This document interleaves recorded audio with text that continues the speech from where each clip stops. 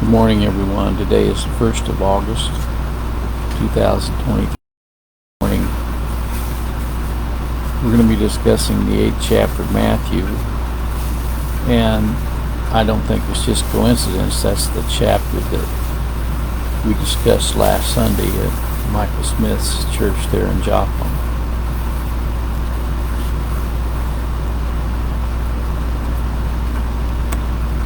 When he was come down from the mountain, great multitudes followed him, and behold, there came a leper, and worshipped him, saying, Lord, if thou wilt, thou canst make me clean. Well, that goes with all people, and that is not only from a physical context, but it also is from a spiritual context. And Jesus put forth his hand, saying, I will, be thou clean. And immediately his leprosy was cleansed.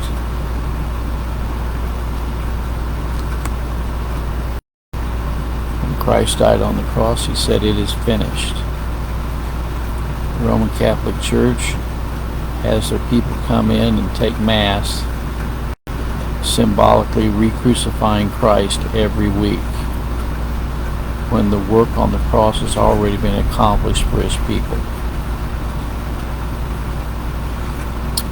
And Jesus saith unto him, See thou tell no man, but go thy way, show thyself to the priest, and offer the gift that Moses commanded for a testimony unto them.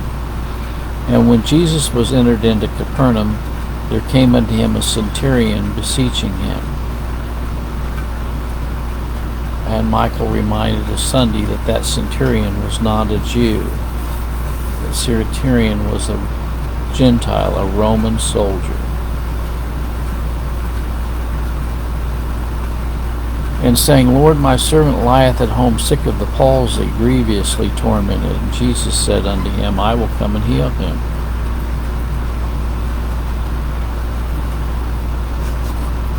It was already a foregone conclusion that Jesus was going to heal this servant of the centurion. It was already a foregone conclusion. The centurion answered and said, Lord, I am not worthy that thou shouldst come under my roof, but speak the word only, and my servant shall be healed. One of the things that Brother Michael pointed out is that, the Jews hated the Gentiles. They didn't want to have anything to do with the Gentiles. And obviously this centurion knew that. And he didn't want to cause any more conflict. That's why he said, I'm not worthy that thou shouldst come under my roof. But he knew that God had the power to heal his servant, because he just saw the healing of this man with the palsy. With this leper that was made clean.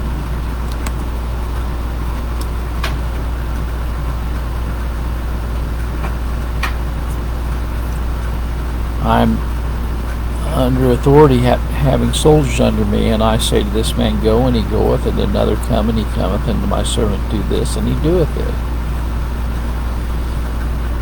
When Jesus heard it, he marveled, and said to them that followed, Verily I say unto you, I have not found so great faith, no, not in Israel. Now, again, this was not the faith of the centurion. The centurion did not drum up his own faith. This was the faith that had been placed in him by God himself, the faith of Christ. And by the way, Jesus is never surprised. Okay, this is never surprised. Marvel means more than just to be surprised. It means something totally different, actually, in the original language than being surprised.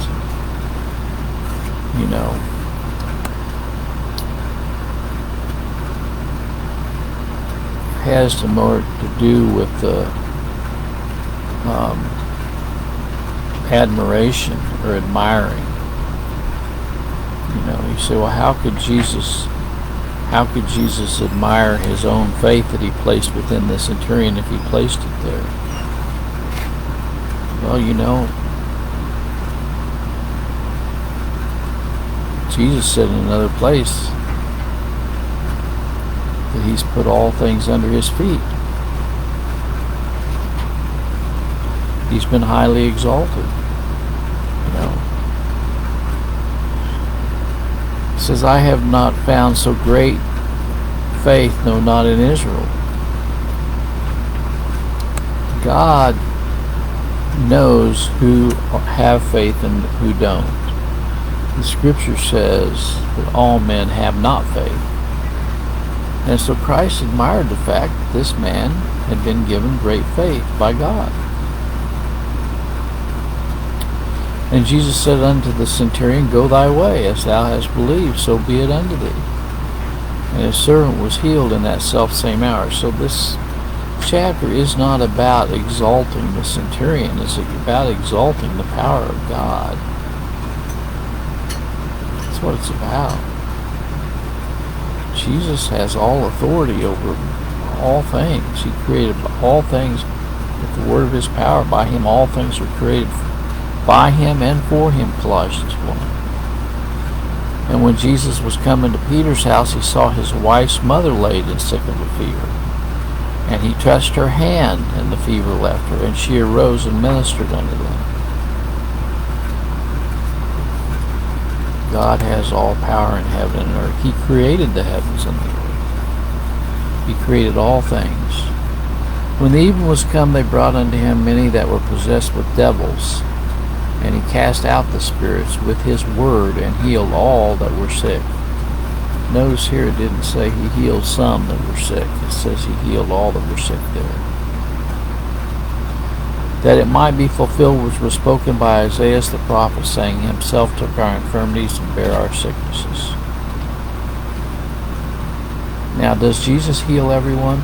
No, he does not. A good example is the Apostle Paul. Apostle Paul prayed 3 times that this thorn in the flesh, whatever it was, I happen to think it was blindness or his eyesight, but whatever it was, he prayed 3 times, and the answer was, My grace is sufficient for you. Your strength is made perfect in weakness. Now when Jesus saw great multitudes about him, he gave commandment to depart unto the other side. And a certain scribe came and said unto him, Master, I will follow thee whithersoever thou goest.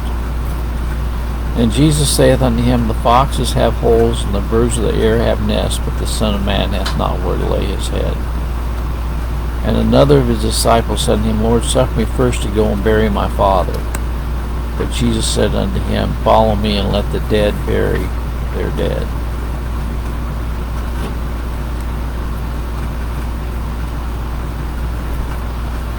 That sounds almost insensitive, doesn't it? Christ would say that to this fellow, but he probably knew, well, he did know, he knows everything, what was in this man's heart. If this man put more value in making sure that he was at the funeral of his father than he was following Christ, then he wasn't a true disciple of Christ. And he was entered into the ship, his disciples followed him, and behold, there rose a great tempest in the sea, insomuch that the ship was covered with the waves, but he was asleep. Well, Jesus Christ is actually never asleep. Okay. He always knows all things. He's omnipresent. Even in his sleep, he knew exactly what was going on. His disciples came to him and awoke him, saying, Lord, save us, we perish. And he saith unto them, Why are you fearful, O ye of little faith? Then he arose and rebuked the winds and the sea, and there was a great calm.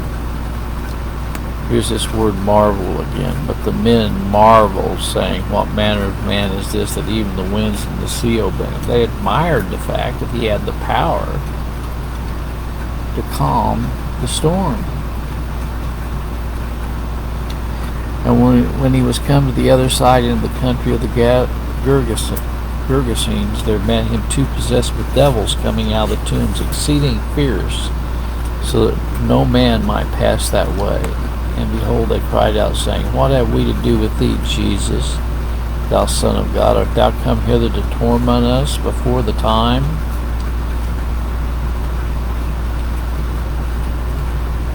These devils knew that Jesus was the Son of God, and they knew that he had all power in heaven and earth. And there was a good way off from them a herd of many swine feeding. So the devils besought him, saying, If thou cast us off, suffer us to go away into the herd of swine. And he said unto them, Go. And when they were come out, they went into the herd of swine, and behold, the whole herd of swine ran violently down a steep place in the sea, and perished in the waters. And they that kept them fled, and went their ways into the city, and told everything and what was befallen to the possessed of the devils. And behold, the whole city came out to meet Jesus, and when they saw him, they besought him that he would depart out of their coast. When people often see the power of God, they don't want him around anymore, because they can no longer hold on to their own free will. They can no longer hold on to the false concept that they control their own destiny. And when they see the power of God, they respond just like the city did here. They besought them to depart out of their coast. Have you ever been besought to depart out of people's coasts? I have. Because people don't like the truth. They reject the truth. Well, that's the 8th chapter of Matthew. I hope you all have a good day today on this first day of August. And may we never forget that God is the one who has all power in heaven and in earth. God bless.